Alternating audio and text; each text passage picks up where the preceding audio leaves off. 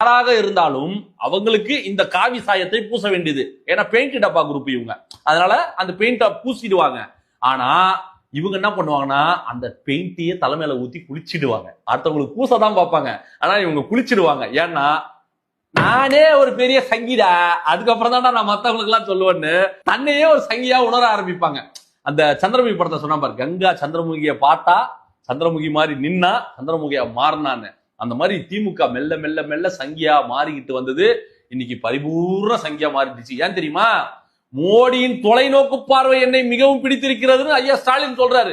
எப்படி ஐயா மோடி அவர்களோட தொலைநோக்கு பார்வையில் அவர் செயல்படுறாருன்னு நம்ம முதலமைச்சர் சொல்றாரு. வேடிக்கையா இல்ல இது? அப்போ நம்ம எங்களை நீ இன்னமும் பைத்தியக்காரன் நினைச்சுக்கிற தமிழ்நாட்டு மக்களை அப்படித்தானே கேள்வி கேட்பாங்களா இல்லையா மக்கள்? அப்போ நேரடியா யார் கூட தொடர்புல இருக்கீங்க? பிஜேபி உடன் அல்ல, RSS உடன். எங்க சுவிட்ச் போட்டா ஃபேன் எரியும்ன்றது திமுகவுக்கு தெரியும். அதனாலதான் RSS முக்கிய தலைவர்களை சந்தித்து இந்த இடி மேட்டர்லாம் ஆஃப் பண்றதுக்கான வேலையை பார்த்திருக்காங்க. அதுக்கு அந்த RSS தலைவர்கள் சில கோரிக்கை எல்லாம் வச்சிருக்காங்க. நாங்க பண்றோங்க, பார்த்து பண்றோங்க, எடுத்துக்கங்க, உங்களுக்கு தாங்க எல்லாமே, போங்க அப்படி முடிச்சுட்டாங்க. இவங்க பண்ணக்கூடிய இந்த பிக்காளித்தனத்தெல்லாம் மக்கள் பார்த்து தெரிஞ்சுக்கிட்டோம். ஏன்னா இத்தனை நாள் நாங்க தான் எல்லாமே உள்ள வந்துரும் புலி வருதுன்னு சொல்லி ஏமாத்தியே ஆட்சி நடத்திக்கிட்டு இருந்தாங்க. இப்போ வெட்ட வெளிச்சமா தெரிஞ்சிருச்சு